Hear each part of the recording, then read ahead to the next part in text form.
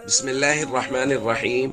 عن عقبة بن عامر رضي الله تعالى عنه قال قال رسول الله صلى الله تعالى عليه وسلم: ما من مسلم يتوضأ فيحسن وضوءه ثم يقوم فيصلي ركعتين مقبل عليهما بقلبه ووجهه إلا وجبت له الجنة. رواہ مسلم۔ نبی کریم صلی اللہ علیہ وسلم نے ارشاد فرمایا، جو بھی مسلمان وضو کرتا ہے اور اچھی طرح وضو کرتا ہے، پھر کھڑے ہو کر پوری یکسوئی اور توجہ کے ساتھ 2 رکعت نماز پڑھتا ہے تو اس کے لیے جنت واجب ہو جاتی ہے۔ دوستو، ہمارا وضو کا بیان چل رہا ہے اور یہ 2 رکعت نبی کریم صلی اللہ علیہ وسلم نے اس کی ترغیب دی ہے کہ وضو کے بعد 2 رکعت تحیۃ الوضو کی پڑھ لی جائے۔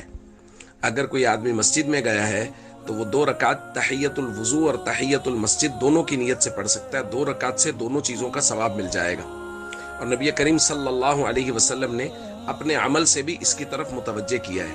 ایک مرتبہ نبی کریم صلی اللہ علیہ وسلم نے اسی طرح وضو فرمایا اور اس کے بعد 2 رکعت نماز پڑھی اور فرمایا: من توضأ نحو وضوئی ھذا، جس نے میرے اس وضو کی طرح وضو کیا، ثم صلی رکعتین لا یحدث فیہما نفسہ، اور پھر 2 رکعت پڑھی پوری توجہ کے ساتھ، ادھر ادھر متوجہ نہیں ہوا، غفر لہ ما تقدم من ذنبہ، تو اس کے پچھلے سارے گناہوں کو معاف کر دیا جاتا ہے۔ تو دیکھیے کس قدر خوشخبری ہے ان 2 رکعت پر۔ اس لیے جب بھی وضو کریں تو اس بات کا اہتمام کر لیا جائے کہ وضو کے بعد 2 رکعت نماز تحیۃ الوضو کی نیت سے پڑھ لی جائے، تاکہ ہمارے گناہوں کو معاف کر دیا جائے اور ہمارے لیے جنت واجب ہو جائے۔